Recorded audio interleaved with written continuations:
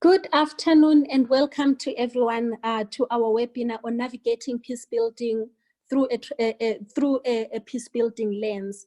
And as we all know, there has been a lot of focus on various responses to COVID-19, from medical to economic security responses that have altered in some way how our societies operate and engage with each other. And Africa has not been an exception in how everyone, including the rest of the world, are dealing with COVID-19, and also some of the issues that are arising from some of these societal or some of these national responses. And in as much as we have had engagements and a lot of discussions around the medical, the economic, socio-economic, socio-political, and security responses to COVID-19, we have not really engaged a peace-building approach or a peace-building lens, or we have not really looked at how the peace-building lens could offer either some solutions or even help us to navigate the COVID-19 pandemic context that we find ourselves in. Without much further ado, I would like to welcome everyone to this webinar and also just highlight some of the issues that will be the topic of discussion in our discussion today. I will be looking at the gender dimensions, the youth inclusivity issues when it comes to the national responses to COVID-19 in Africa, looking specifically at the pillar of solidarity, the pillar of resilience, interdependence, and leadership issues that have all come to the fore in responses to COVID-19 at a national level by African countries. And without much further ado, and taking us further in this discussion, I will welcome Philip Visser, who will take us further, giving us a broad overview of what this peace-building lens looks like, especially focusing on some of these specific dimensions and pillars of peace-building that could help us to forge a way forward, or even address some of the undercurrencies and the nuances that are coming to the fore as we navigate COVID-19 context that we find ourselves in. Philip, over to you. Anna, thank you very much. I have 8 minutes, right? Yes, you have 8 minutes. Okay, warn me if I'm getting close, okay? I will. Well, good afternoon or good morning. Perhaps good evening to everyone. The COVID-19. I want to start with just 4 things that I think are key just to keep in our minds. The first is country. I think we need to understand the extent of the problem. Otherwise, we cannot respond appropriately. The second thing is the area of communication, and why that is important. I think consistency of messages and transparency of the information that's provided are very important. I think, unfortunately, political decision makers are often not willing to be open, especially when they might be at fault or the preparation was not inappropriate. The third thing is just, I often heard there is this dichotomy that's presented of lives versus livelihood. I think it's a false dichotomy, and I think it's a lazy way to think about it. Because I think what we're working with here is not one or the other, because that forces you in an impossible choice. So I think our systems, our behavior, our economies, that's where the transformation aspect is coming in. And I think we need to, we start to accept that we have to behave and design policies and orientate ourselves to safeguard both lives and livelihoods. The fourth factor is an interesting one for me, and that's the issue of time. You know, when we started this in South Africa, it was a 3-week. So our time horizon was 3 weeks. And then it got extended with another 2 weeks, and then our time horizon became 5 weeks. Now it's almost 4 months later, and we have actually no idea what the actual time horizon is. And so the time factor comes in everything I'm gonna I'm going to say about the few points I'm going to raise. And because the time factor brings in a point of sustainability. Can we sustain something that made sense on a 3 or a 5 or a week time frame, but can we sustain it over 12 months? We thought about, and this is not a framework, it's more entry points for discussion. If we talk about a peace building lens, or a way to look at this from a peace building lens. And we identified a few key points. The first is what I call solidarity. Now, people will remember that during the activist times, the union said an injury to one is an injury to all. And I think it applies very aptly to our current struggles. Now, we heard many world leaders talk about solidarity. It's almost every world leader that you hear talk about solidarity. And if I can give you one quote, the aim, it's by Professor Wiseman Nkulu, who's heading up the African Union COVID-19 Response Fund. The aim of the AU COVID-19 Response Fund is to forge and strengthen African solidarity. African countries need to tackle this pandemic collaboratively, considering that most of our countries have constrained or no fiscal space. So there's tons of quotes by various political leaders that talks about solidarity. And I think we've seen a lot of citizen actions. We've seen also government actions that tries to strengthen solidarity. And we've all experienced it in some way or another. And that was very encouraging to see that in all sorts of forms, in almost in every country we've seen that. But there are challenges to solidarity. And maybe just to say why I think solidarity is important for practice, policy, and peacemaking. So the notion that none of us is safe unless all of us are safe, I think underlies the notion of solidarity. No country can open its borders to other countries unless that country is sure that their citizens will be protected. And so how we relate to each other becomes very important. The problem becomes the dilemmas of solidarity. And for me, the core dilemma is then when we face the challenge of solidarity is inequality and unevenness. And I presume there are speakers that's going to talk about that. And then what tools are I think there are the tools available for government to strengthen solidarity is communication and information that I talked about at first, getting people to participate, which means consultations are very important. And as we've seen in South Africa, at least, also law enforcement. As I close this topic of solidarity, I think we need to ponder a few questions. How do we express humanity, care, and keep ourselves and others safe? So we have to balance both those things.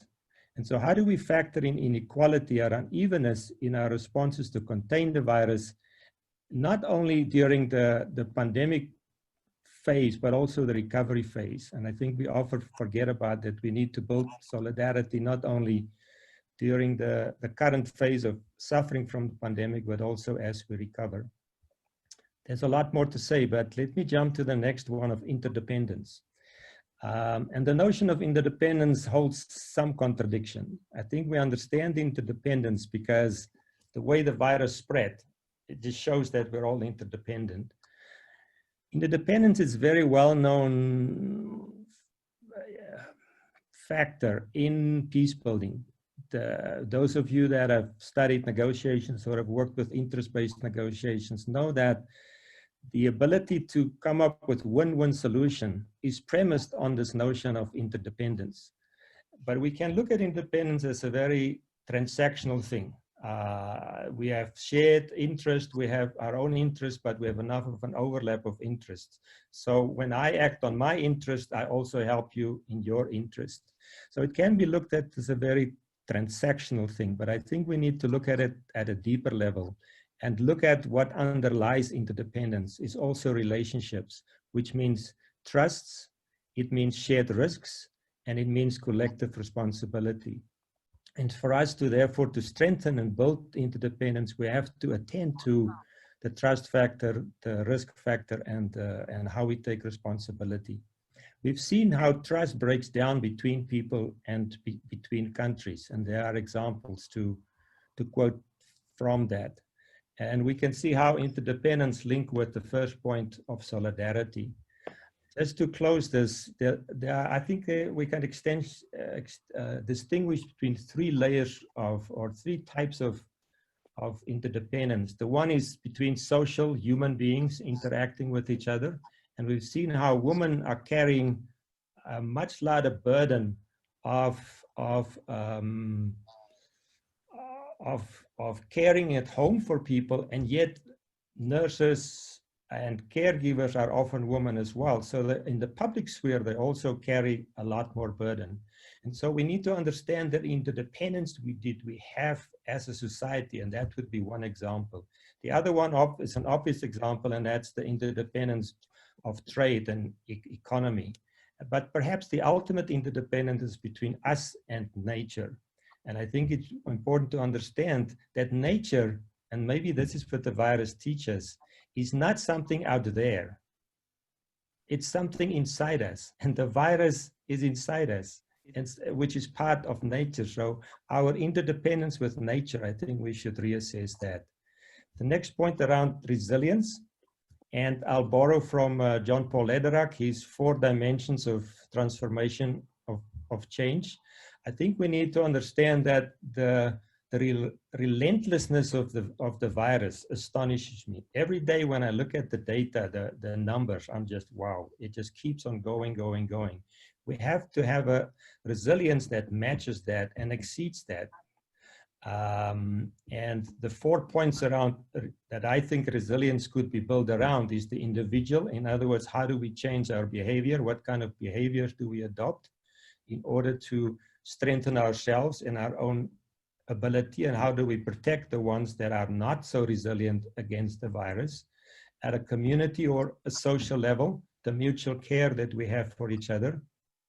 And then at a structural or policy level, we need to understand the resilience that are needed to bring in those policies and systems and structures that can help us sustain both during the virus pandemic, but also in the recovery phase. And the 4th one, I think we need to reassess our cultural practices and what helps to contribute to the spread and what can help to minimize the spread. The last point about leadership, and our colleagues are going to talk about that. Just to say the kind of leadership qualities that I think is needed at this point in time is, first of all, leadership that listen to the scientific community and listen to communities, because communities understand themselves much better than leadership that want to impose rules and regulations from the top. We need leaders with integrity and can really honestly share with its people. We need leaders that involve communities through participation, build trust, because ultimately compliance to rules and regulations cannot be enforced. They have to be voluntary, and leadership has to work towards that. It seems to me leaders that can combine empathy with firmness, and women leaders have excelled, most of them, in dealing with the virus. It seems if they can balance empathy and firmness much better than many of their male colleagues. We have to... Philip, I'll ask you to wrap up. I'm wrapping up, thank you. Thank you. And then leadership that understand complexity and nuance and differences. And so a one size doesn't fit all. A leadership that understands the longer time horizon and work towards that. And lastly, leadership that understands the opportunity that this presents for transformation in economies, in environmental issues, in social cohesion, social dynamics. And I thank you. You were very kind with your allowing me a minute or so over. Thank you so much. Thank you so much, Philip. Again, bringing in your expertise around issues of peace building and giving us a lens within which also we could explore and navigate COVID-19 using some of these very important pillars, what you would not call frameworks, but some of the lens that we could borrow in order to move forward and address some of the concerns and some of the issues coming from the ground, and also at a leadership level, at a much higher level around responding to COVID-19 and ensuring, again, as you have well pointed out, that we are not sure how long we are going to have this context, the pandemic, in our midst. Therefore, the new normal has to be normalized in some way or another to make sense for us, and also to ensure that life and livelihoods continue as well alongside this new context, this new normal that we are currently finding ourselves in. Without much further ado, I will now call upon Patricia Nyaundi, who's the Director for Kenya Crisis Action Office, to just give us some brief reflections and insights around the gender responsiveness during and post-COVID-19 vis-a-vis a peace-building lens, or vis-a-vis a peace-building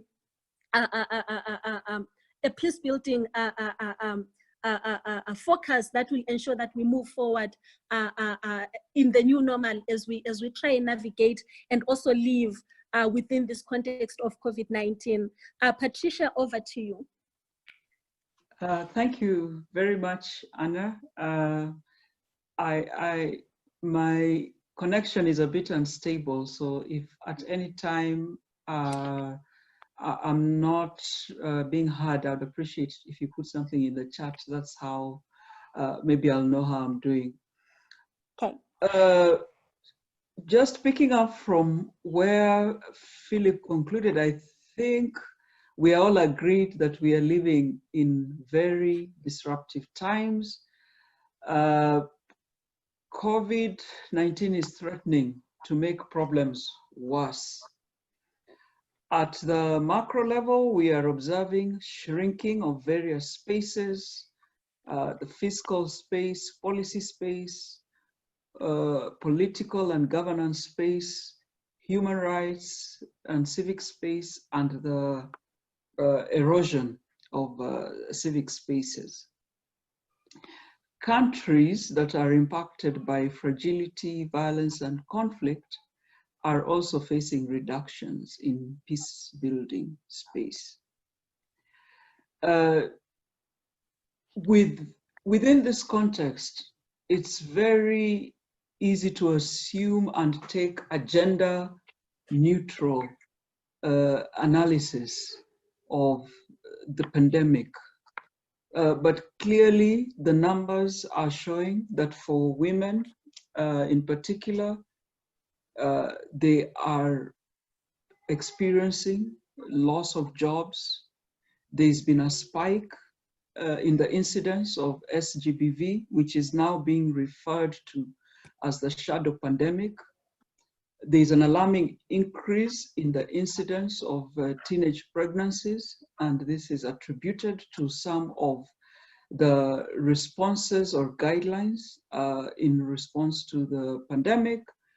And of concern is the diversion of resources and funds away from programs that would support women-specific issues such as reproductive health and rights to the COVID response. It seems that the statement by the UN Secretary General about 6 months ago now rings true. He said change is coming at a pace that is too slow for the women and girls whose lives depend on it, and for the effectiveness of our efforts to maintain international peace and security. The pandemic is a tragic reminder of the gaps that we continue to face on the road to gender equality. It has actually amplified the gender gap. I think there is need in our responses, both now and post-COVID, to be careful that we do not reverse the peace gains and also around participation of women in the Women, Peace and Security agenda as articulated in the UN Security Resolution 1325 of 2000. COVID-19, it has been said, is creating a series of crises that increase the risk of conflict worldwide.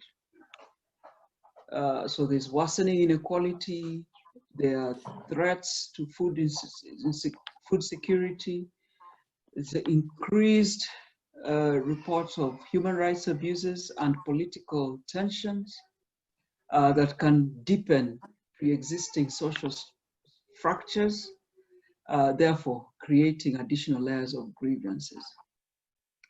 There is therefore an urgent need to address these risks, build resilience to them, so as to prevent potential for violence in the future. So peace building then is, within this context, is very important. I would like to just focus on the opportunities that these present. There can be three responses that we can take if we look at this with a gender lens. First is to ignore that there is even a gendered nature of COVID-19. In this scenario, there is absence of disaggregated data.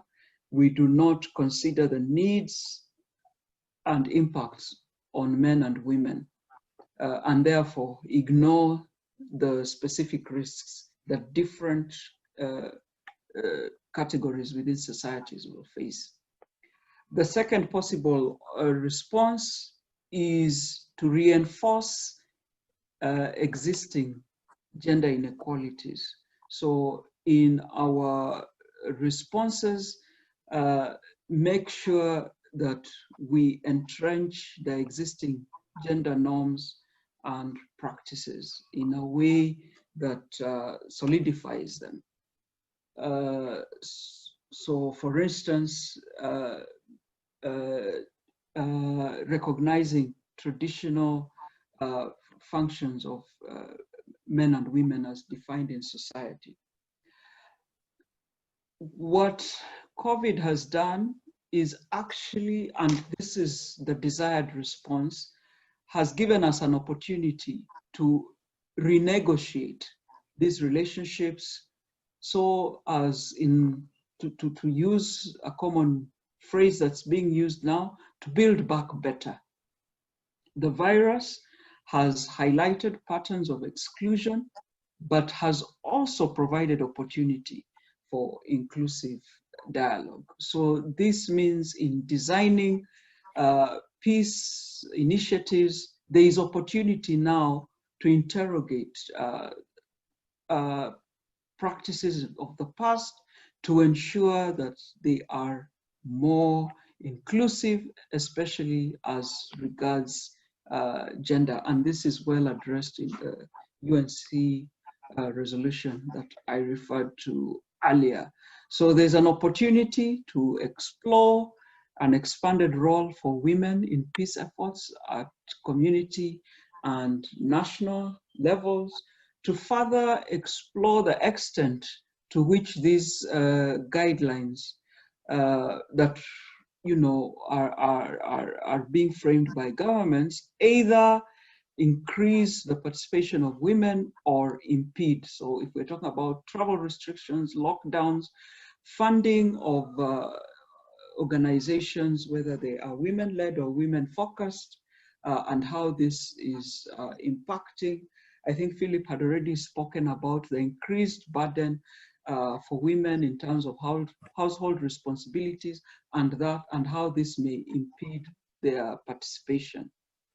So in all this, making sure that we are not muting the participation of women in peace processes. This season of our life has also opened up new ways of working, allowing for connections that previously were not feasible or were hampered on account of cost and geographical distance. So the use of digital spaces probably affords increased opportunities for women's participation, although the flip side of that is that there are technological challenges, but if these are addressed, one feels that there's an opportunity to actually increase the participation of women. In conclusion, I think an effective response to the pandemic requires diversity and representation at the table where decisions are being made. Thank you very much. Thank you so much, Patricia, for pointing that out, the need for diversity and inclusivity on the table, even as we respond to COVID-19, the COVID-19 pandemic in our national jurisdictions and also in our national context in Africa as well. This is really important in moving us forward. And also what you mentioned about renegotiating some of the dialogue, some of the practices, and some of these experiences of women in the past, renegotiating them, especially within the context of COVID-19, to ensure that the very opportunities that present themselves for inclusivity and for diversity are taken into consideration and are further implemented in some of the recommendations that come from the government's response to some of the issues that are coming to the fore, especially around the gendered norms, the gendered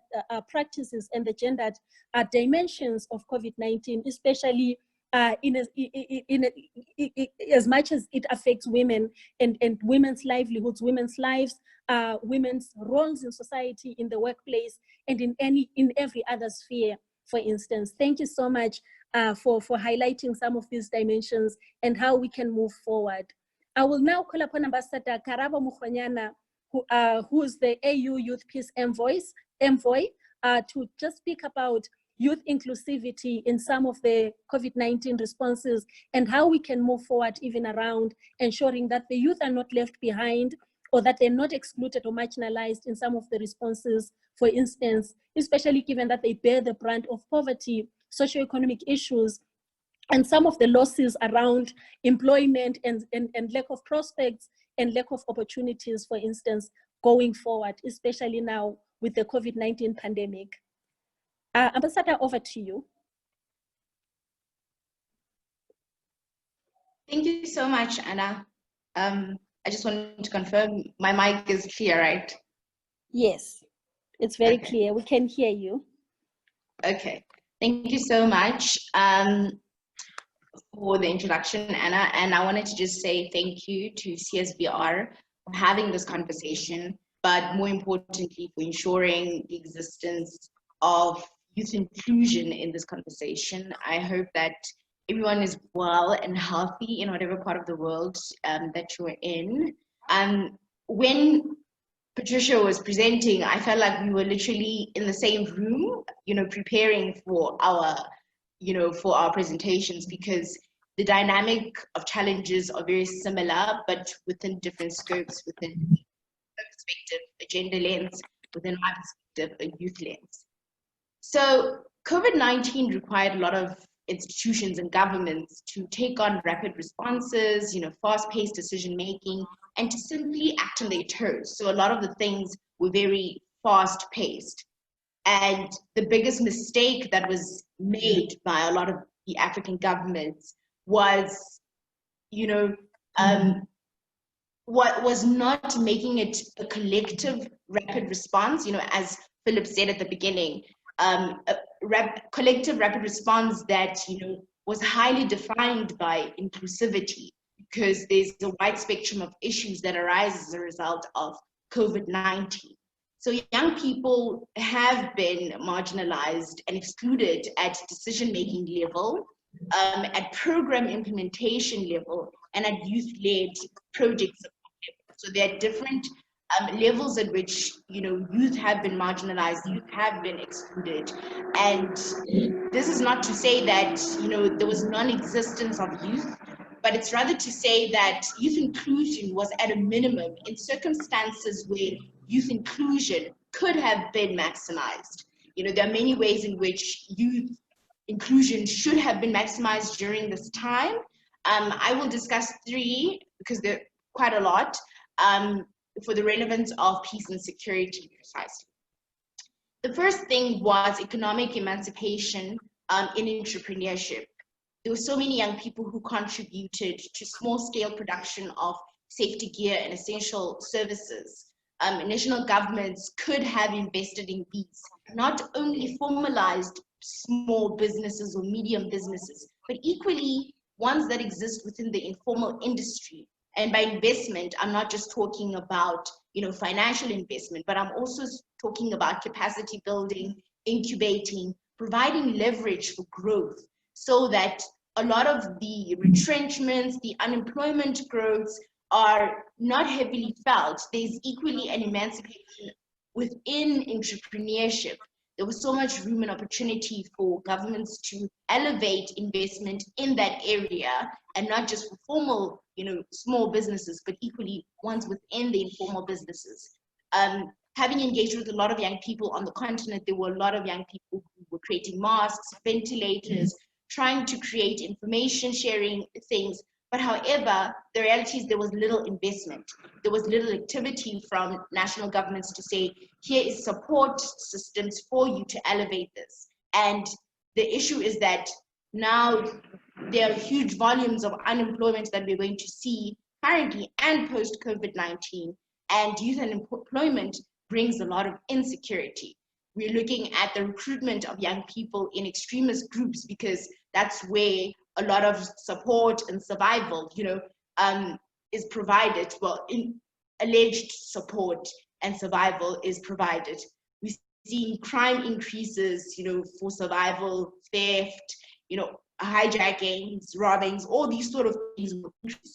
Drug abuse is another one. So there are all these different insecurities that are going to come as a result of, you know, a lack of economic emancipation within the youth context, because youth make up a large population within the entire continent and within each country respectively. And the unemployment impact will heavily impact this particular group. The second one relates to decision making. This should have included young people. Young people should have been at the table. And this could have been achieved through the usage of youth parliamentarians. But we know that on the African continent, youth parliamentarians do not go as far as not existing within certain parliaments, or are underwhelmingly underrepresented. And so the usage of youth parliamentarians could have been a strategy for governments that actually do have them, or the governments that don't, to actually sway them in. Youth consultations, there was a huge lack of youth consultations, and that's something, you know, Philip spoke about consultations being something relating to, you know, interdependency. And youth committees and advisory boards was also something that could have been used.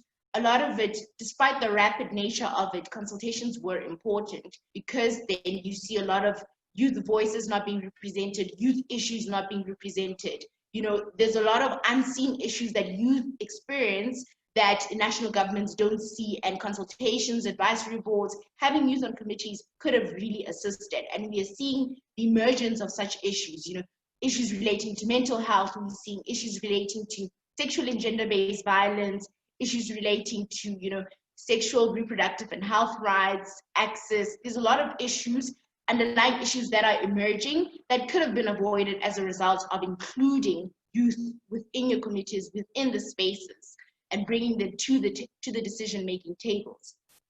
The third one is active support of youth-led civil society organizations to lead change at community level. A lot of the national a lot of the national decisions heavily impacted on a widespread level, and there were certain communities that were not reached. And the best way to reach even the most remote community is using community members. And why not use youth to liberate the change within their communities? A lot of civil society organizations that are youth-led saw little support because a lot of the funding, like what you just said, was diverted to health-related issues. But a lot of the other issues then suffered as a result of, resources, support being diverted. And rightfully so, but equally, the other issues rightfully deserve, to be given attention. Your gender-based violence issues, your education-based issues, those grassroots issues that, civil society organizations that are youth-led can actually engage in. And the support could have really been afforded. However, many national governments missed that aspect of supporting youth-led civil society organizations. And that perpetuates youth, exclusion as well. And I think in closing, I'd like to say that the impact of youth exclusion will heavily impact national governments post-COVID, especially from a peace and security narrative, because all these different peace and security issues will uproot. And as we're seeing, they're starting to uproot. And because a lot of attention and resources are diverted to, the healthcare component, it will be a matter of now, post-COVID, there'll be all these different issues and potentially incapacity or an inability to address them because you excluded young people. You could have included equally from a gender dynamics, a lot of women to come to the table. So encourage institutions to include us because we have valuable contributions. And I think I'd also like to just point out that I truly appreciate young people who have been trying to come to the table, young people who've had platforms, but this is only a minority of young people who can actively say they are engaged, they are brought to the table. Thank you so much. Thank you so much, Ambassador Karabo Mohanyana, again for highlighting the need to harness Africa's demographic dividend of the youth, especially in the COVID-19 responses, which as we have seen, as you have also highlighted, has been their participation and their inclusion has really been missing in most of the national government's responses to COVID-19. Moving along with our agenda, I'll now be calling upon John Coker, who's the Executive Director for Fumble Talk in Sierra Leone, to just highlight and share with us briefly about solidarity during COVID-19, building onto what Paul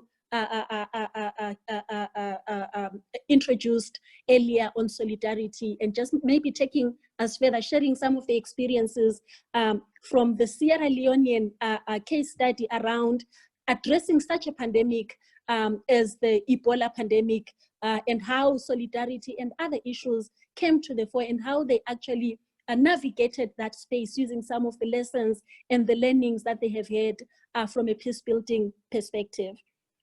John, over to you. Thank you, Hannah.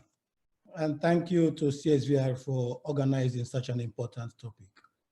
I feel this is like an overdue conversation because we really need to look at COVID-19 with the lens of peace building. Before I continue, I want to just say, Sierra Leone, we are just recovering from the Ebola before the COVID-19 struck. So as a result, we were in the middle of consolidating the peace just after our elections. So this topic is really important as we continue. Now, I will look at three main issues. One, healthy partnership, and two, conflict-sensitive aid, and three, aid built on the premise of mutual respect and trust. Solidarity during the COVID-19, for most of us who are involved in peace building, it's really important. I think this is an opportunity for us to do things differently. In the past, we were dealing with like more of patronage, aid, the receiving end and the giving end. And what this pandemic teaches us is to do things differently, to look at solidarity based on mutual trust and respect. NGOs going to communities that are heavily infected with the virus. When you go with aid, you continue to give aid, then you will always be giving aid. Can we just do things differently? We go in, we engage, we consult with the people. Yes, aid is very necessary, but also it's important to have the conversation to ask them what do they need and how can they be empowered. For example, the issue of face mask and hand washing. You know, building on the Ebola response, we worked with communities to establish production centers of locally made sanitized soap. So when COVID-19 struck, we realized it's not just to go buy soap and distribute, but can we go back to this outlet, support them to reproduce soap that can be distributed within their communities and taken to other places as well. The issue of face mask. Again, it's easy to just buy the face mask and take to communities. Buy the bucket, take to communities. But how can we do things differently through empowering communities? You know, do things in a way that the people feel belong. They feel that, yes, they are the center of their own response. So in some communities, what we try to do is work with communities to produce locally made face masks. And by producing these face masks, they are able to show solidarity with nearby communities. They are able to share their face masks to others, even their neighbors. And this face mask and soap is also used to kickstart a conversation within communities. I also want to say, you know, this COVID-19, just like Ebola, have a lot of challenges moving forward with regards to the peace process. For example, most communities in Sierra Leone see COVID-19 as a foreign virus. So when they say foreign virus, it's not just outside of the country, but even those who are visiting these communities. So the issue of trust coming. If you are working for an organization that goes in periodically to work with them, they don't trust you that much. But if you are part of the communities, you've been working with them throughout this period, then they have the, they will receive you with an open hand to say, yes, what can we do to combat this virus? The issue of healthy partnership. I think like the Ebola, most of the aid or the resources used to fight Ebola in Sierra Leone, just like the war, most of those resources were given to international NGOs. And by so doing, we lose empowering or building the capacity of local NGOs to be able to step in into that situation at a time like this. So we have to go back to the same situation, just like the war, work with internationals. Again, Ebola, they said locals cannot handle such resources, but were they given the opportunity, you know, to support them, to develop their capacity, to be able to respond adequately? Most of us never had that opportunity. So the same approach is going on. COVID-19, international NGOs coming in. So I don't see that as more of solidarity. That is like it's just giving aid and you expect the other side to be the receiving, to be at the receiving end. I think what this pandemic has taught us now is let us do everything with trust, work with partners, you know, build the capacity of local partners. So you go in as a trusted team. The local partners know the communities. They know what they need. They can talk to them. They can sort of sit down and find a way forward. But for internationals, as far as they go in, the conversation is slightly different. I'm not saying that is a bad thing, but for internationals to be trusted in a community, they need to visit that community at least 5 times. So they build a mutual trust. They know them. The people know them, and they also get to know the people before they have a trusted conversation. Do we have that amount of time to spare when this virus is affecting us? I will touch on conflict-sensitive aid. At a time like this, for NGOs to go to communities with bags of rice and other things just to give to the traditional leaders, I think sometimes when they leave, there is more conflict than building the peace. So it's important for aid to be distributed with a sense of the length conflict sensitivity, thereby working with communities to form committees.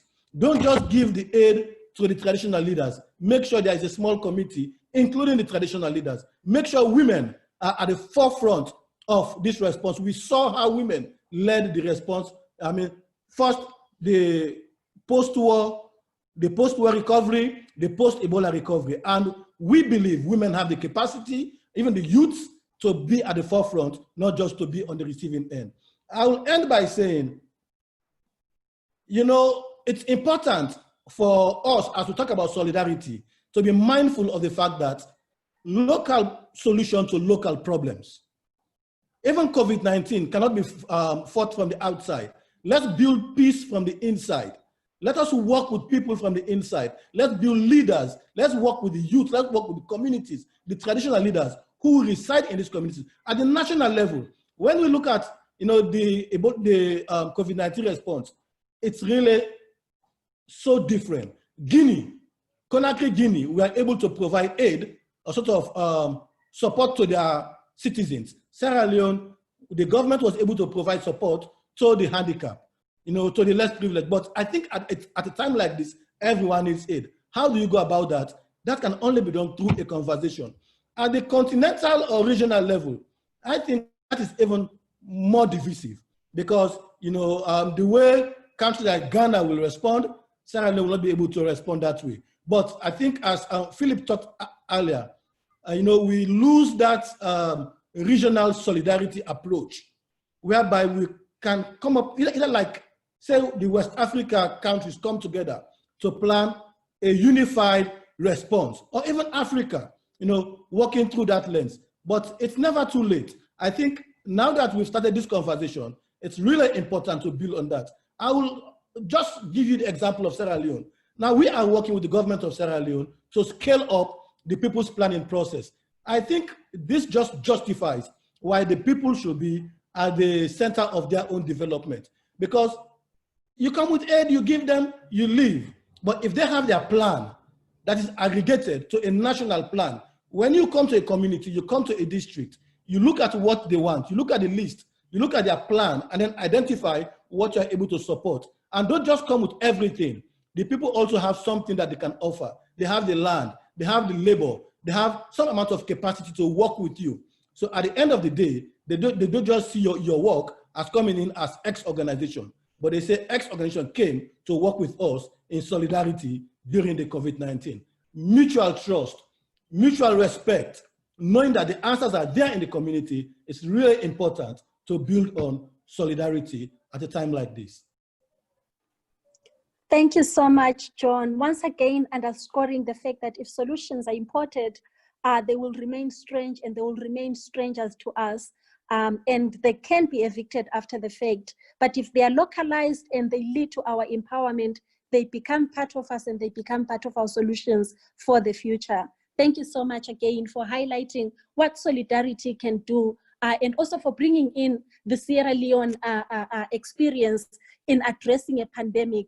And of course, the Ebola pandemic is at the same level as the COVID-19 pandemic. And again, there are so many lessons from how West Africa has addressed the pandemic and how also you have you've rebuilt peace in the aftermath of the Ebola pandemic. And definitely there are lessons not only for Africa, but for the rest of the world on how we can move forward and how we could actually do this in solidarity, in partnership with local actors, and also in empowerment of local actors towards their own future-based and future-focused solutions, even for such occurrences in future.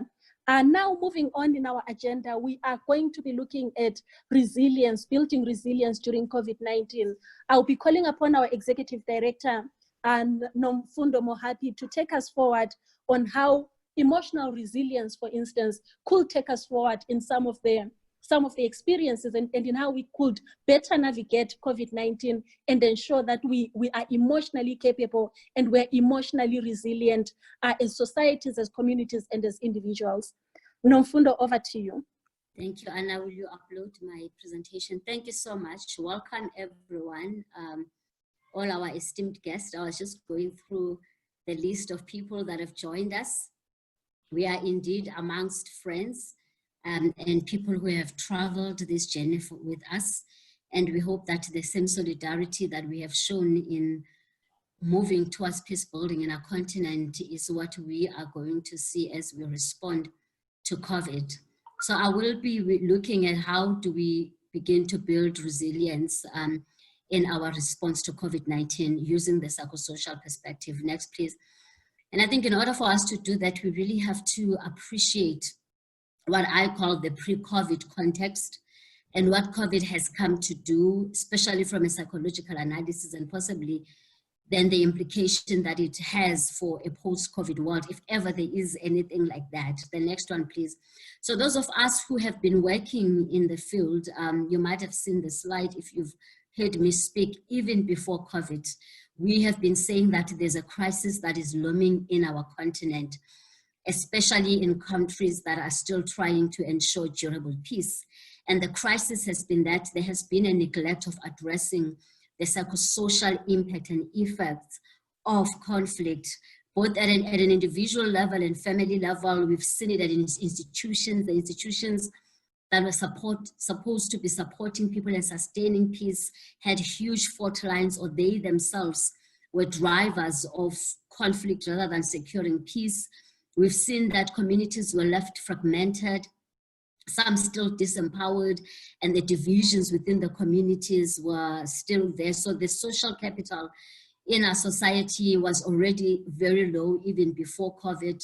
Those of you who had me talking, I'm glad that Brian will be talking about leadership, but I had constantly been talking about how much we have neglected the mental state and the psychological state of leaders in driving peace building, and how some of these leaders have also contributed in repeat conflicts in our society because they haven't dealt with their own trauma, and also they couldn't contain the traumas of the society.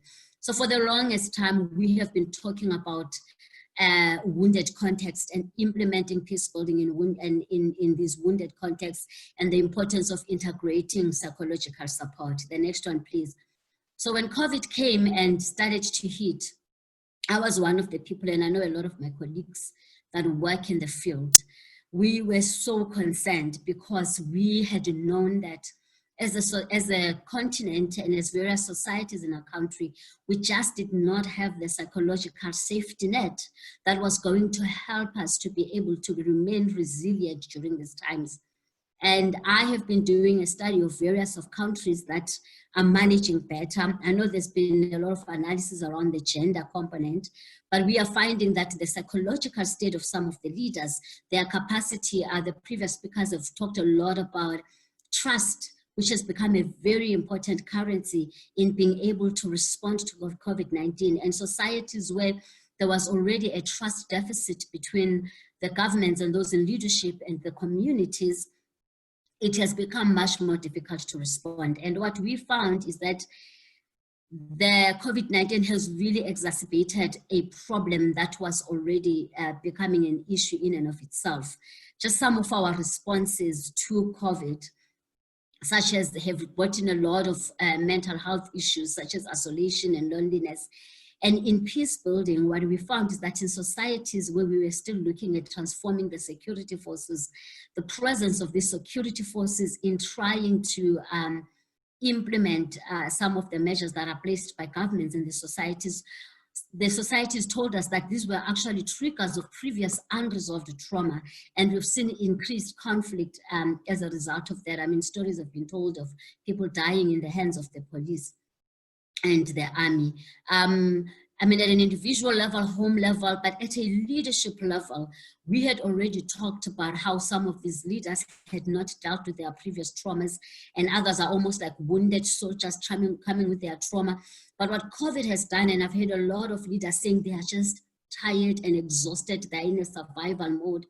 And a lot of people that they are leading telling us that, you know, they feel disrespected, they feel abused because the leaders don't have the psychological capacity to deal with this. Institutions are dealing with change in a scale that we have never even thought of. And already these are the institutions, those of us who are working in peace building, that we were trying to ensure that we are transforming the cultures that were wounding and wounded in and of themselves. But now this has exacerbated it and made things really difficult. Community level of distrust, I won't talk about that. I think our previous speakers have really talked about how the concept of othering and distrust has just deepened in societies. And a lot of the fault lines that we have been addressing in peace building, we found that in communities that haven't dealt with this have actually deepened. So I've been saying from a psychological perspective that building resilience and integrating psychosocial perspective in COVID-19, especially in societies that are still dealing with peace building, is really about building the human and the social capital, the social net that we needed to help us to move forward. Next one, please.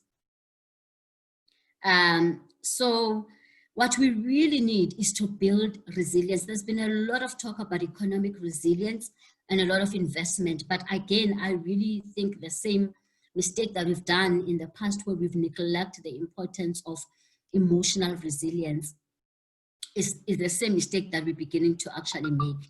Because for us to survive through this, we need our most resourceful self. And first of all, at a leadership level, we need leaders that are focused, that are calm, that are able to see the extent of the matter, but still bring us hope, that can connect to the pain of the people and be present to what is happening, but at the same time, help us to move forward. And those of us who worked in trauma and those of us who are trauma scholars, we know that collective trauma such as COVID-19, especially in societies that have got historical trauma, transgenerational trauma, do exactly the opposite of this. We've actually seen that if we don't invest in emotional resilience, then our most destructive self, that is distracted, that is agitated and conflictual, that is in despair, that is disconnected from self and others, is the one that actually emerges and is likely then to sabotage our responses to COVID-19 and also impact the long-term peaceful sustainability of our societies. So in terms of just such as some of the recommendations, I think this is my last slide. The recommendations, these are things that we've been talking about for the longest time as those working in psychosocial support, but I think these have become really urgent now. And we have to start talking about integrating emotional resilience in our responses to COVID-19. The first one is, of course, at a leadership level. How do we begin to see resilience building as a critical component of response to COVID-19, coaching and mentorship for leaders? Most of you here, I mean, I've looked at you, you are leaders in your own organizations. If I were to ask you, you will tell me it is tough and it is difficult. Can you then imagine for people who are supposed to lead societies that are already traumatized, concerned about money, socioeconomic issues, SGPV is up, but there's also historical trauma. How do we make sure that these leaders are able to contain all these emotions and are able to bring their most focused, calm selves so they can lead us into interventions that ensure sustainable peace rather than interventions that take us back? Frontline support has really become important. Those that are in the frontline, how do we give them support? And I think finally, the previous speakers have talked about the increase of SGPV, working with youth. Grief has become a critical component. A lot of people are becoming immobilized by loss and mourning, and a lot of citizens of our countries and societies that should be effective citizens are immobilized just by the emotional impact of these issues. For us, I think the most important thing is, how do we make psychosocial interventions accessible to people who now cannot have face-to-face support? They don't have the data. How do we use it? So we have to start being creative around how to reach people. And then just in closure, something that I always say all the time, but I think it has really become important. Just my last slide, please, Sophia. Our greatest resources we respond to COVID-19 is the people of Africa. And we have to look at how we invest in this most crucial human capital by integrating mental wellness in our societies. Thank you.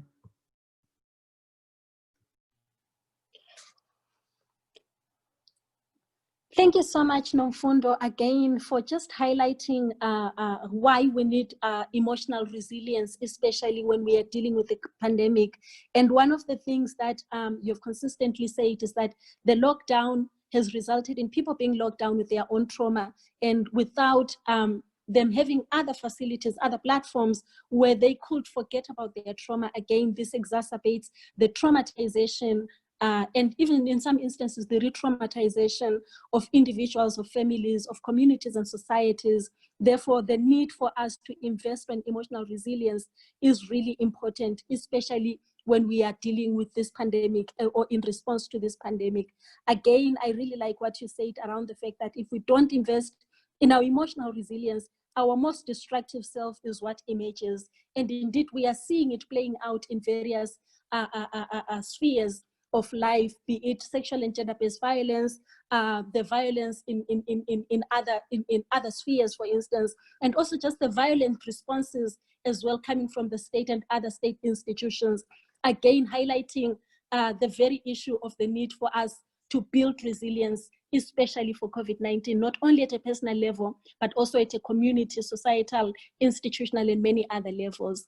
Without much further ado, I will now call upon Mr. Mahmoud Kamara, who is the Executive Director for the African Transitional Justice Legacy Fund based in Ghana, to expound further on interdependence during COVID-19 and why interdependence is important for us. And also, Mr. Kamara comes from the donor field. He's a funder. And again, some of these discussions are really important as well, especially around how this interdependence can be built, can be established around COVID-19, not only from a civil society or from a community perspective, but also with some of the funders from a funding perspective going forward, ensuring that some of these connections, some of these interdependent relationships are created intentionally also from a funding perspective and also from a civil society perspective. Mr. Kamara, over to you. Thank you very much, Anna, and thank you very much, CSVR, for inviting me and inviting the ATGLF, the African Transitional Justice Legacy Fund, to participate in this discussion. It's very timely, and very important, and for us, it is coming at a time when we've just announced the second cohort of our grantees to work on transitional justice in the midst of the ongoing COVID pandemic. I'm going to talk about the notion of interdependence in social interactions, especially within the context of the ongoing COVID pandemic, and how people have been navigating some of the restrictions that have been put in place in ensuring that the interconnectedness of societies does not get fragmented. I want to start by first just situating our own understanding of the notion of interdependence. For me personally, interdependence is a form of peer support for recovery, for transition, and for societies to move on. We cannot move on as individuals or as society if we don't take advantage of our interdependentness. The second thing about interdependence is the fact that it involves moderate mutual dependence, equal power, and corresponding interest. So my talk for the next few minutes will be anchored on these three dimensions of interdependence. The notion of mutual dependence, what I call coalition of interest, and relative power. Now, from all what the previous speakers have said and what I kind of got from the presentation is, when we build on solidarity, we build on resilience, and linking it to interdependence, there's an underlying shared reality that we all connect with, as individuals in a society, as a body of nation in the global polity. There's an underlying shared reality that connects us together. So if we take one of the pillars of interdependence, which is mutual dependence, this is kind of referring to the degree to which each person's outcome, or my individual outcome, my individual results, whatever action I take, is determined by how I behave and how others behave towards me. So we're mutually dependent on each other, not just by our utterances, but our actions. And I'll provide more explanations and examples about that later on as we proceed. The second element of interdependence, and in the context of what we're discussing today, is about the coalition of interests. Now, coalition of interest here refers to the fact that when the outcome of my decision should not result in the worst outcome of another person. So this is the complete opposite of a conflict of interest. The coalition of interest means my health and safety interest is or should be the same as the other person, and whatever decision I make for my own safety, for the safety of my space and my people, should be in the interest of the other person as well. And then the third element is around relative power. And this is where there's most times the tension, because we're not just talking about the power over, we're talking about the power to and the power within. And this involves a situation where an individual, the decisions that we make individually or unilaterally can determine the outcome on our lives and the lives of others. So it has a bearing on the mutual dependence pillar that I mentioned earlier. Now, but what does this mean for us, and from an African perspective, but also in the context of COVID, where we are being told to stay home. We are being told to keep 2 meters apart from each other. We are being told to not socially gather with each other. In the context of Africa, we interact. Physical interaction and connection, it's part of the innate African way of being. And we're now being advised very strongly and with evidence, medical evidence, to stay away from those practices, to stay away from those ways of being. And so this means that the mutual dependence, which is a core pillar of interdependence, the coalition of interests that that is dependent on our actions and our utterances, the relative power that we exert on each other and for each other, are also being affected significantly. Because one, at the individual level, and we have been affected at various levels. For me, I've kind of summarized this in 3 different levels. The individual level, where you have families, you have friends, you have neighbors and community members depend on each other, not just at the time of peace, but also in times of grief, in times of crisis, in times of emergencies. We suffer as a unit, and we enjoy as a unit within the African context. For us to maintain that status quo, we have to promote the notion of interdependence. And now we are being told to let go of those existing and very strong socio-cultural ways of being. So that is one effect of COVID on the notion of interdependence from an African perspective. At the national level, the previous speakers have all mentioned the interrelations between institutions and sectors. Now, institutions and sectors rely on each other to function. Now, the supply chain of public goods and services run on the wheels of intersectoral and interinstitutional collaboration and cooperation. And what we have seen is, in some cases, this has been implemented or utilized very efficiently. We've seen how this health sector has become very dependent or reliant on the security sector for them to be able to carry out their jobs. And we've also seen how the technology sector, the communication sector, have become a go-to sector for a lot of other sectors for society to keep thriving and keep functioning. And that's at the national level. But we also have the third level, the sub-regional and international level, where countries depend on each other to survive. John Cocker, my brother, mentioned earlier how during the Ebola outbreak in 2014 in the Mano River Union Basin, we saw how inter-country cross-learning and support helped in not only mitigating the spread of Ebola, but also help in minimizing how societies and how are the economies of these countries that have been affected was how they dealt with the situation.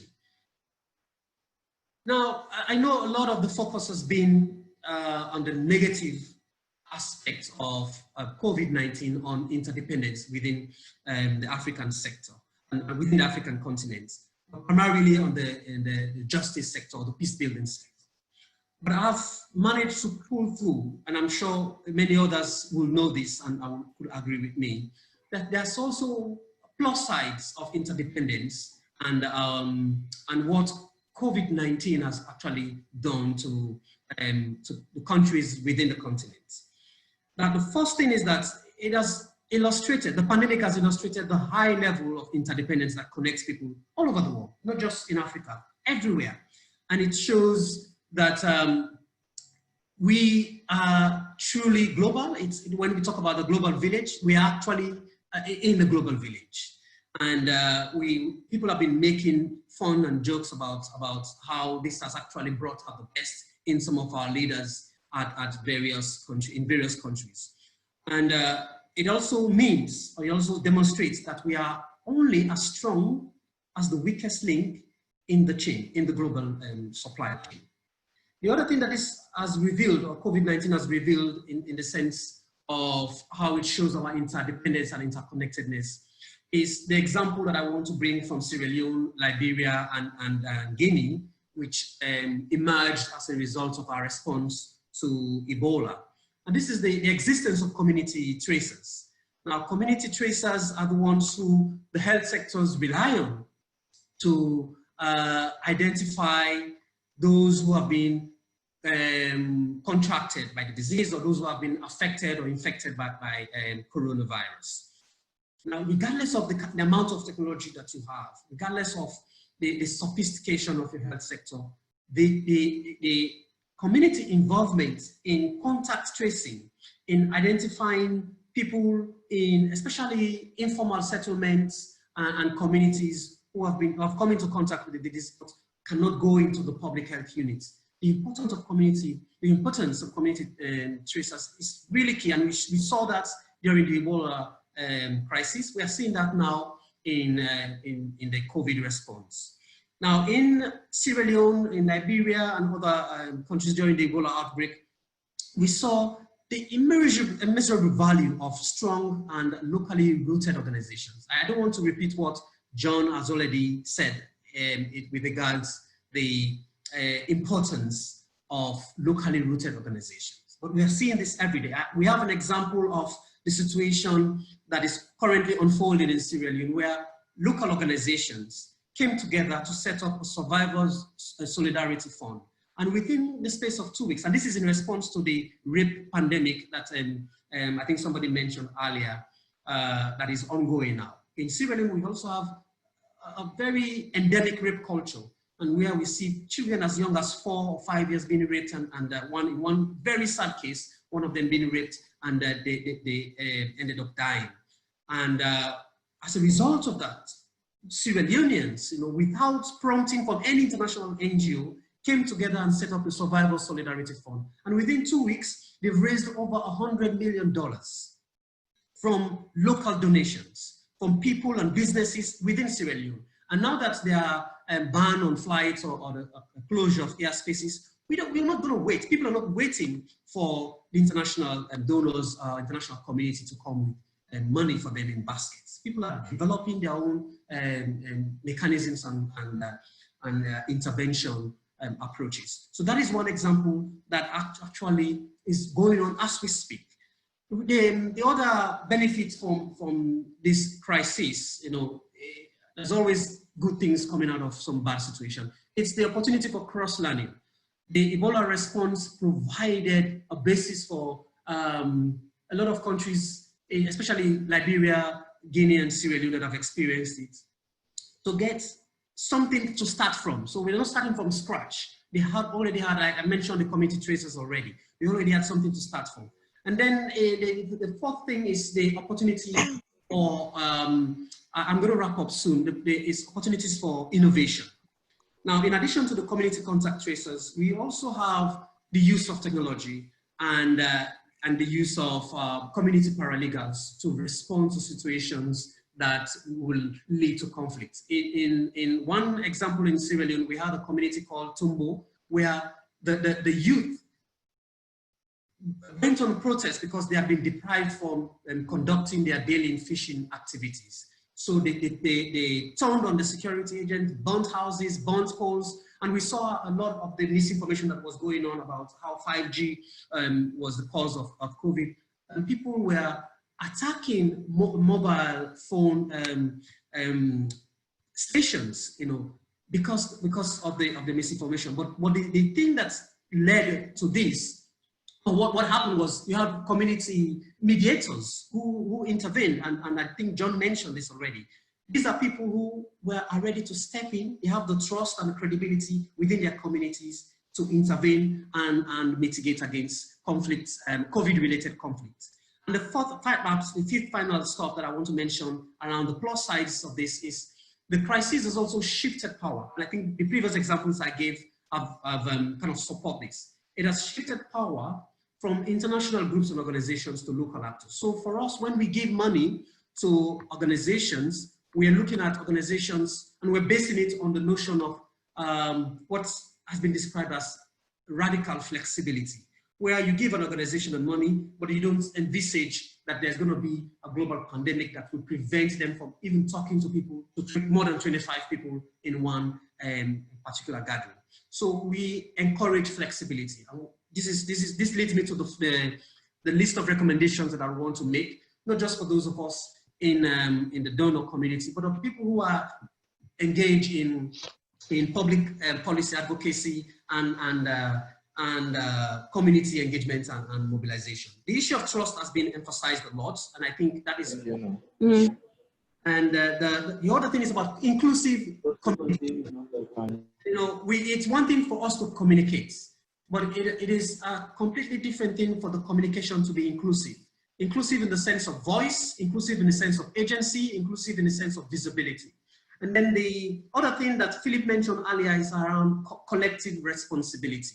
And for me, interdependence is not about diffusing responsibility to some kind of ominous forces out there.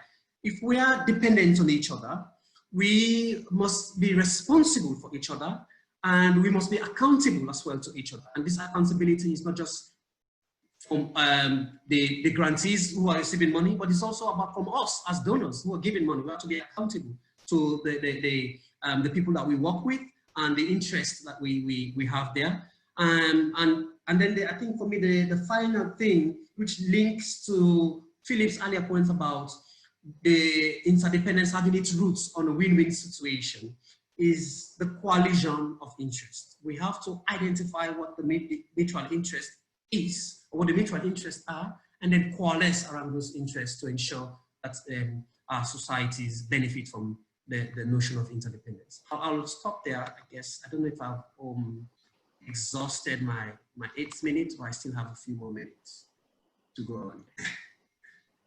Thank you very much, Mahmoud. Yes, just to apologize, I think we've lost Anna due to power problems in South Africa. So let me just say thank you very much. That was a very interesting and useful contribution, and your perspective is extremely valuable. Thank you. It looks like we've got Brian back. We lost you for a minute, but I think Brian Kagoro is our next speaker. Brian, over to you. Thank you so much, Hugo, and thank you to the colleagues that ably, Philip, Patricia, John, Ambassador Karabo, and Nomfundo, as well as just the immediate past speaker.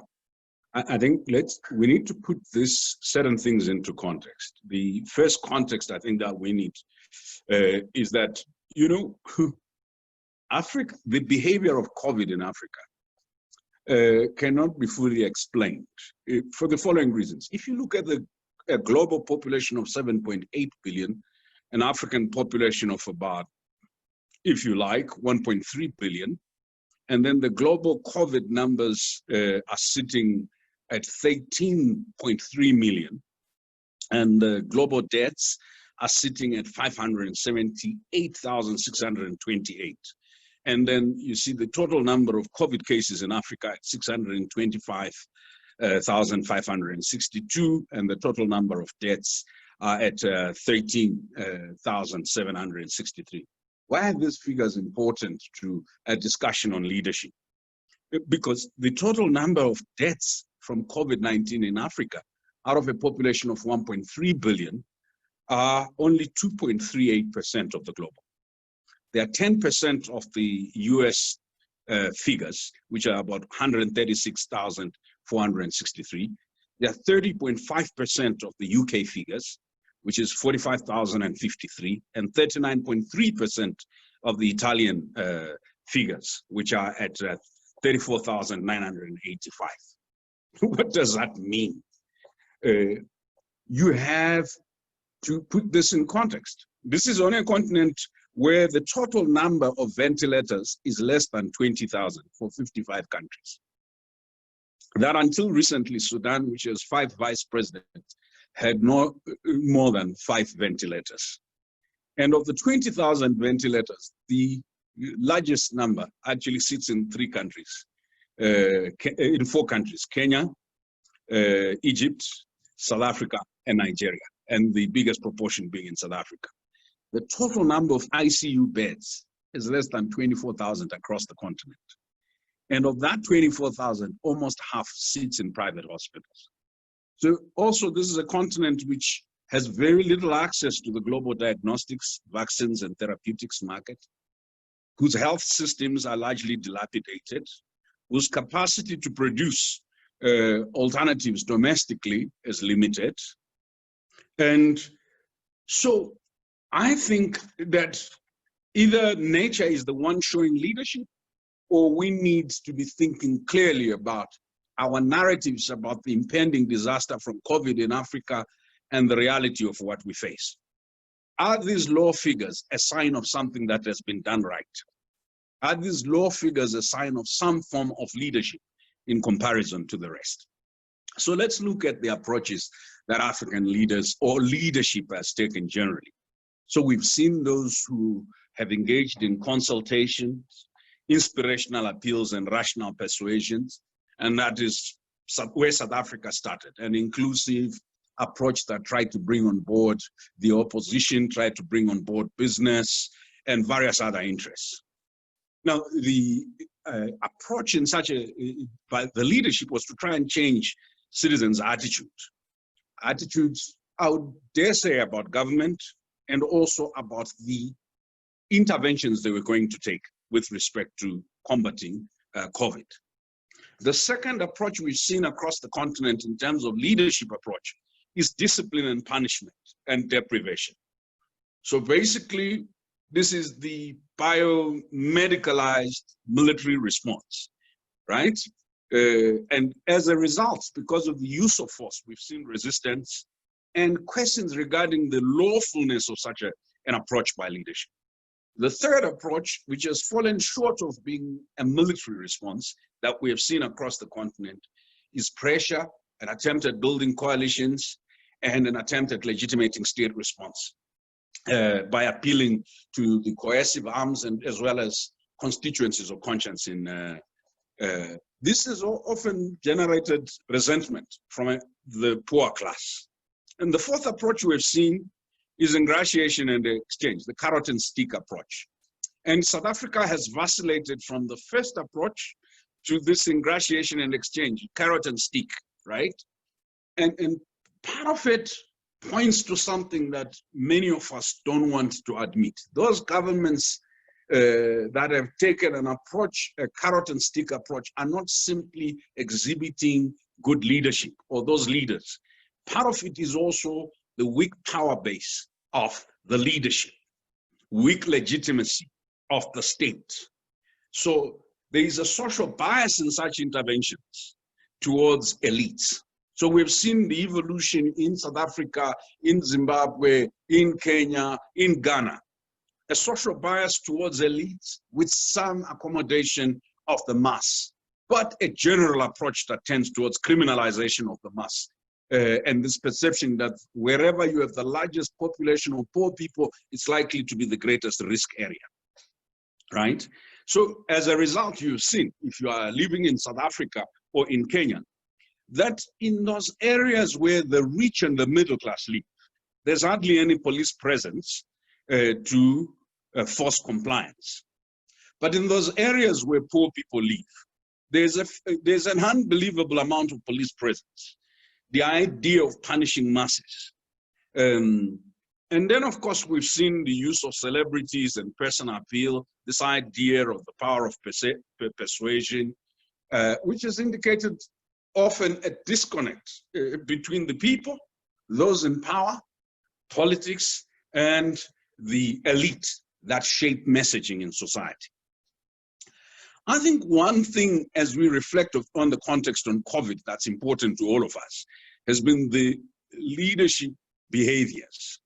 Whether it's Museveni doing press-ups, or it is Kagame, or Ramaphosa wearing military fatigues, or Kenyatta, what we've seen is it has become important to define in the context of COVID who and what has been effective leadership, right? So we've had confusion ourselves as civil society. Some people have looked at movement, getting stuff done, and results as the sole basis of judging leadership, right? Others have looked at neutrality as the basis. Others have looked at control and supervision. There is a task. COVID is a war or an enemy, and that we've got to get everybody to reorient and comply. And then, of course, others have looked at communication, representation, fraternization, or organization. Are youth there? Are women there? And so on and so forth. And how does that determine attitudes of society towards it? And what levels of satisfaction, what levels of motivation, and what performance, and what sort of national cohesion is fostered through the response, and how effective is the response. And obviously, because COVID is not an event, such judgments are often fake or false. So they're episodical. So you have seen moments where we think there's been effectiveness, and other moments where we think the same government, which we were applauding for doing certain things right, finds itself in a PR disaster. Why?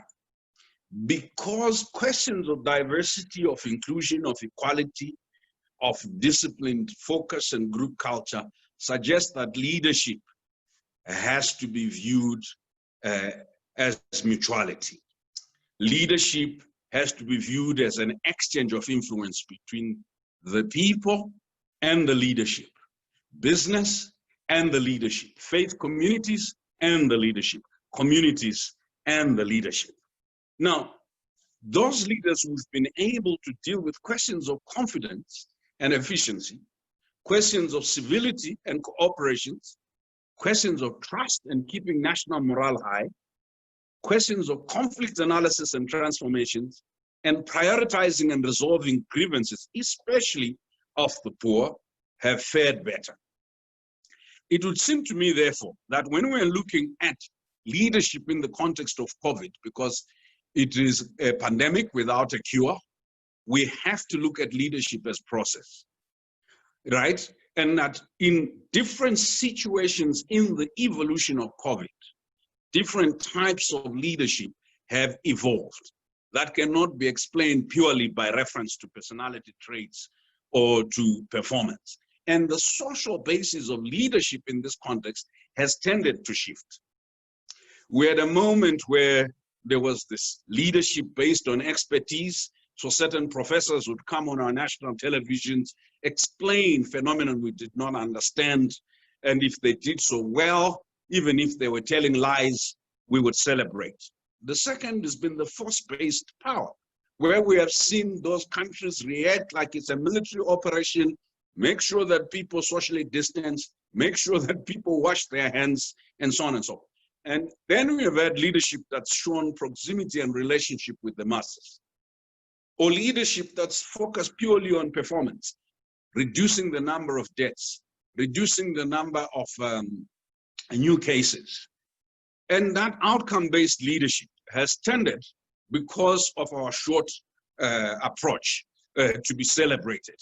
But how does this relate, therefore, to peace building? It seems to me that, Chairperson, if peace building is about a process that facilitates the establishment of durable peace in society and a sense of belonging and of being and becoming a citizen that's duly recognized with full rights, and if it is about preventing the recurrence of violence or violent predispositions such as described by Nomfundo, by addressing root causes or the effects of conflict in society or those divisions in society, and by building social capital or building institutions and a peace architecture, or by undertaking certain political, social, and economic transformation, if this is the goal of peace building, then it seems to me that the starting point is our political economic analysis of the pandemic and conflict and fragility as it relates to the pandemic, and then sharing or setting clear goals and objectives that go beyond its medicalization, its pathologization, defining a vision of society that sees COVID as a context, as a challenge, and an opportunity. And the 4 pillars of such peace building in the context of COVID inevitably have to start with citizenship. The equality of the poor and the rich as citizens, as political beings, economic beings, and as social beings. And then it has to go to economic and social policy. The lie of separating the two and dealing with them as though they are separate is why we are in this crisis. And then dealing with social cohesion as not only the amiable or amicable coexistence, but social cohesion as treating our lives as interconnected. And then, of course, the questions of political legitimacy. Many of the countries that have failed to deal with COVID effectively have failed primarily because the regimes are not politically legitimate and the approaches they have taken are not inclusive. Therefore, by the time you get to security and governance, questions of corruption predominate. Now, let me prepare to land by dispelling a few... Brian, can you wrap up?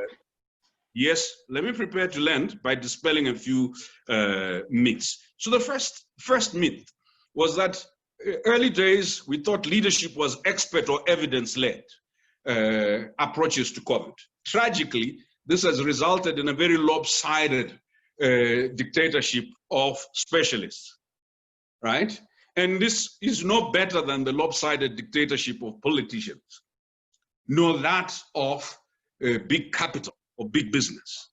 So many of these lopsided interventions are socially unintelligent and senseless, hence the resistance by the masses.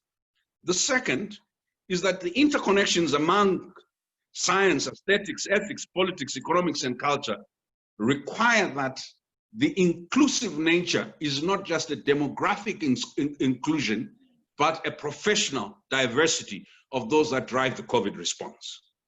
And that if human life is disconnected, it therefore means we have to avoid a new parochialism that sees the masses as the problem. So in conclusion, the 4 competencies of leadership that we have seen are the ability of leaders to capture national imagination and attention through vision. Not a vision of how to address COVID, but a vision of how to go beyond COVID. Number 2, the ability of leadership to define meaning of their response and meaning of national imagination through effective communication. That's inclusive. Number 3, the ability of leadership to generate and regenerate trust through being reliable and consistent in how they reflect the interests of the poor and the rich. Number 4, the ability of leadership to show self-confidence and self-belief even when questioned by the most powerful interests in society. And finally, the ability of leadership to manage expectations. And it seems to me in here we have seen that leadership that's able to present the COVID dividend and the COVID crisis in an integrative manner has been able to portray a much more sober sense of socioeconomic reality. They have not attempted to divide information or to borrow schemes and analysis from China and from elsewhere and superimposing them in the national context. The courage to blur boundaries and challenge categories instead of making up a fictional curve that we are supposed to be breaking. That leadership that simply looked at this both as a global crisis, a continental crisis, and a local crisis has fared better. So those who have fared worse lacked legitimacy, had a crisis of perception, presented no long-term vision, and relied mostly on borrowed data and details. Thank you.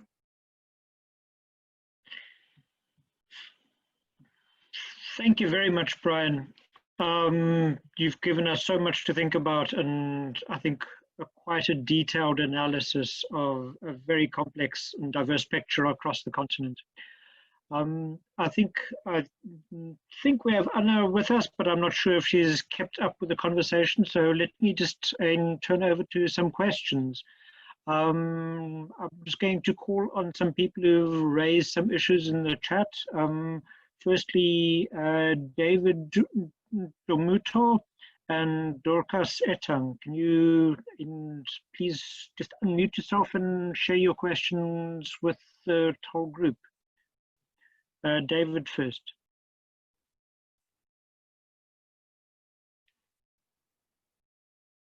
Sorry, David, we can't hear you. You need to unmute.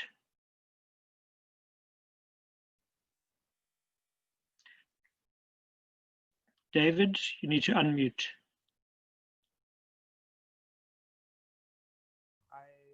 There we go.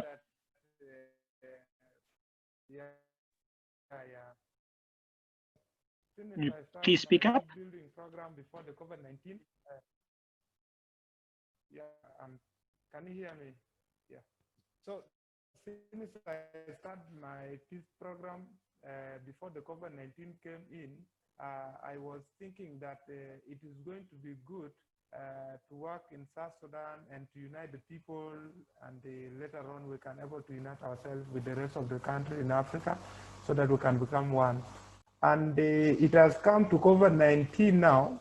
When it came, because like somebody like me, my lifestyle has been all in war from the childhood up to this time, and the war is still continuous, and the people are still dying, are fighting against community, and the rebel is still continuously. So we were trying our level best as a young peace builders around South Sudan to make sure that we are able to reconnect our community. So now COVID-19 has come in, it has stopped the social gathering, our movement from one place to another together, it has stopped it. Now, how can you encourage somebody who's like me, experiencing war or violence from the childhood up to today, and is still witnessing the badness of it? And again, the COVID-19 has come in again, and it is stopping something that we are trying to make sure that our community is connected. That's what I was all about to know, and I'm very grateful to be in this forum because I know I was able to get encouraged from you all at least. Yeah. Thank you very much. That's the only question I have to say. Thank you, David. While I give the speakers time to think about a response, I'll also take Dorcas Etang's question. Dorcas, do you want to unmute? Oh, sorry about that. It's pretty dark in here. Thank you everyone for great and insightful presentations. For me, I think my question is sort of what next? And, you know, first of all, how do we define a post-COVID society? You know, countries are in different phases, okay, of the COVID-19 virus. Some are opening their economies, full-fledged opening of economies. Others are seeing a reduction in infections and so on and so forth. So can we term that sort of a post-COVID society? And so this is sort of a situation of, you know, the world being uneven when it comes to COVID. So as peace builders, how do we prepare?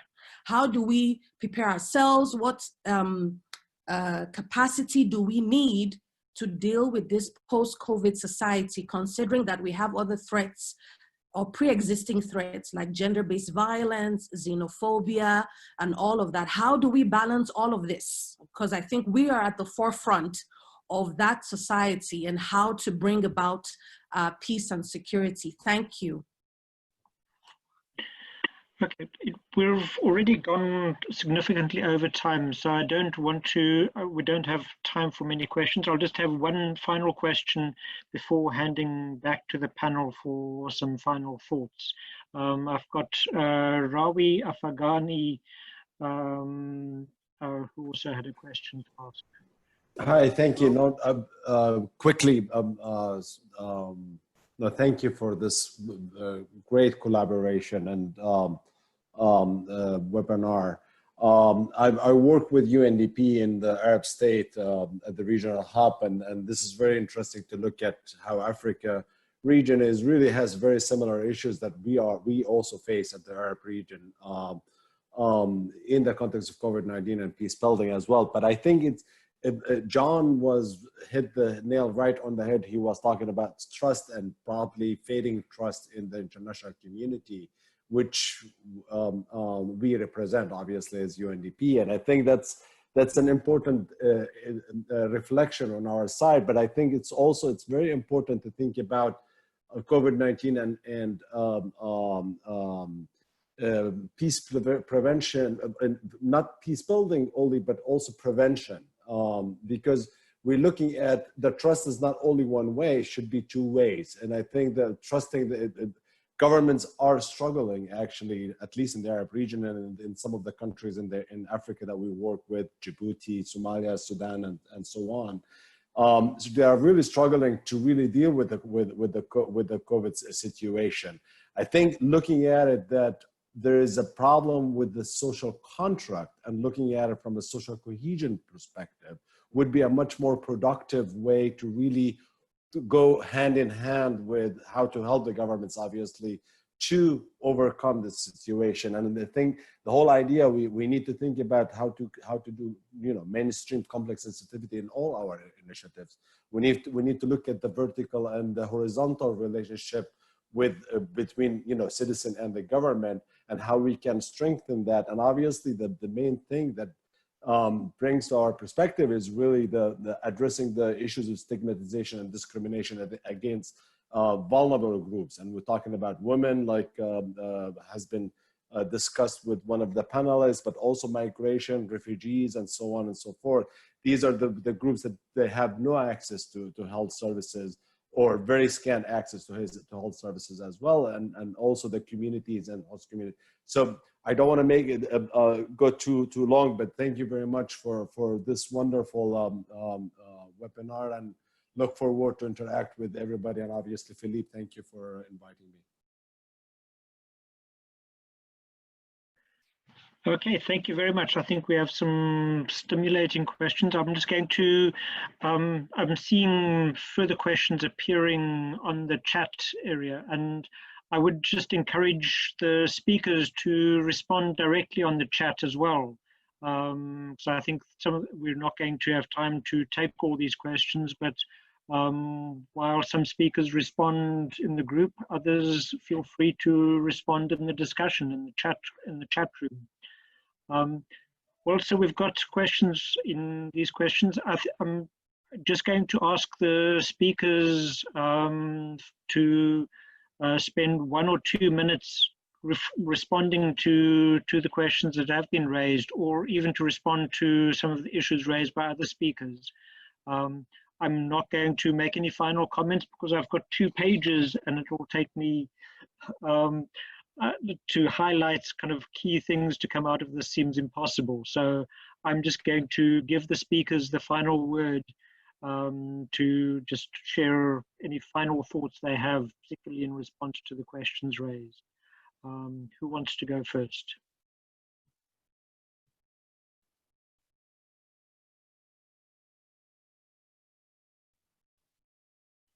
Yeah, let me jump in, Hugo. Yeah. Okay, just make it brief. Yeah, all right, that's okay. I think that I worry, and I mean no disrespect, I worry that we are resorting back to the old lens of analysis and intervention that we used. It's almost, and in a webinar with 2 UN USGs, I said, I don't agree with the Secretary General. We're not building back. We're not building better back, right? For the poor, there was no state before COVID to which they aspired to. For the elite, it's the elite whose comfort has been disrupted that want to build back better. For the poor, it's about building new and better, forward better, in the sense that the very basis of social exclusion by socio-economic policy, as well as governance and political practice, both in the multilateral and in the national context, requires that we rethink. I think we all need to be a bit more radical in thinking. So whilst I know the tyranny of lacking gender disaggregated data, there is also a tyranny of pigeonholing and removing the class nature of the war that's been transacted against the poor, whether they're women, they're youth, they're children, IDPs, or refugees, by the responses that our states have adopted.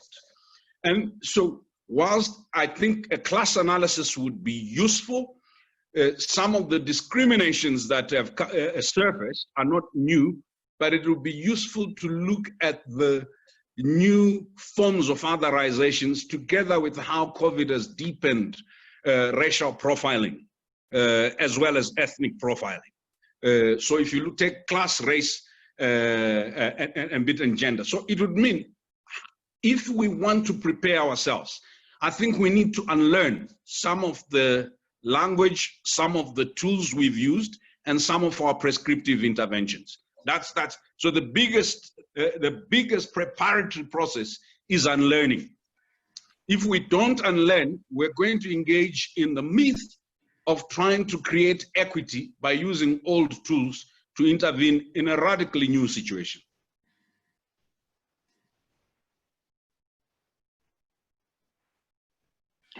Thank you, Brian. I can briefly jump in because I might have to leave shortly.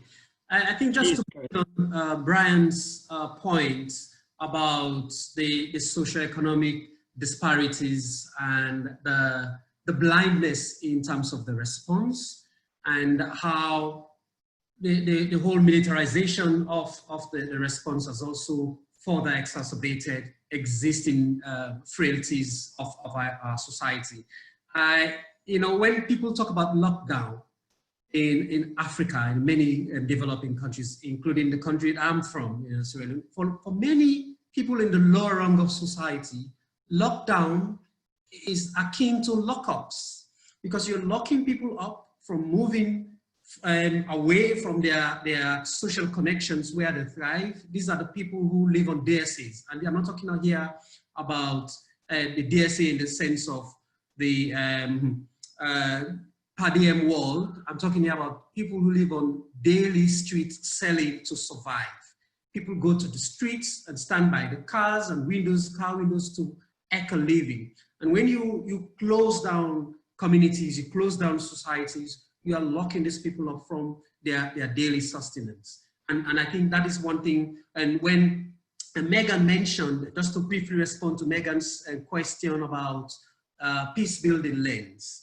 Now, for those of us who've come from conflict countries, those of us who've experienced conflict and are now working in this sector, my own view about taking anything or intervening from a peace-building lens is one to ensure that we go back to the point that I mentioned earlier, which is about the coalition of interest. Now, the interest to ensure that societies are stable, the interest is about ensuring that societies are, and it's not just, and peace is not just, again, about not having warring factions fighting. It's also about ensuring that those resources that people rely on, the natural resources, the water, the water pipes, people now fight over because it is scarce and there is money for it. So ensuring that when you are intervening, if you're telling people to use hand washing stations, ensure that they are available to those people in an area that is accessible and in an area that will not create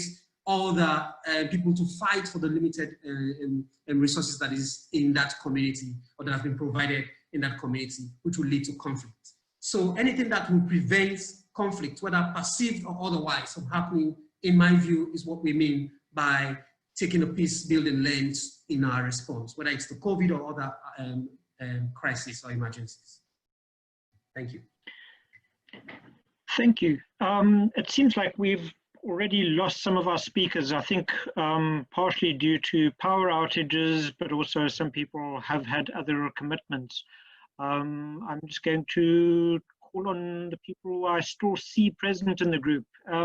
Philip, do you want to briefly also respond?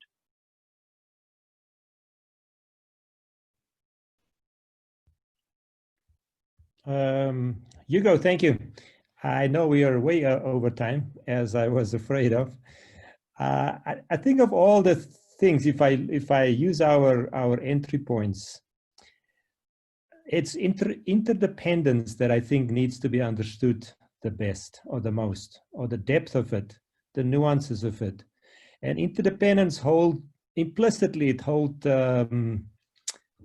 contradictions, as Mahmoud have said. It goes against our human nature. It goes against our cultural context. And yet the medical advice tells us we must separate, we must isolate, we must quarantine.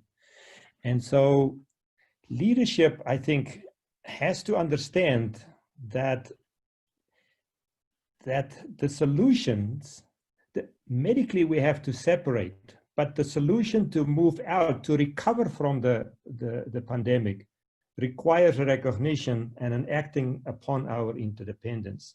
And that, for me, interdependence, again, is not just an interest transactional exchange, but it's premised on trust and relationships and mutual, and an acceptance of the mutuality of the risk.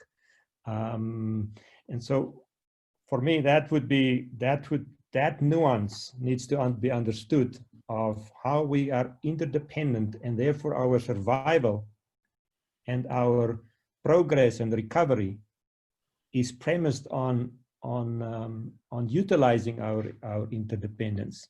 As for David, I know David very well, and I would encourage him to perhaps separately engage with the colleagues from Sierra Leone, and which have gone through similar processes, and perhaps you can have a private conversation with those colleagues. Just because we have to close, David. Thank you.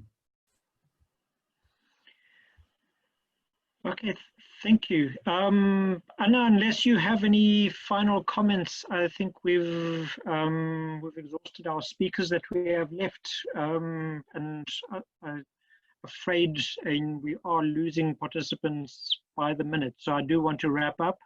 And Anna, do you want to say thank you, or I'm not sure if your connection is working?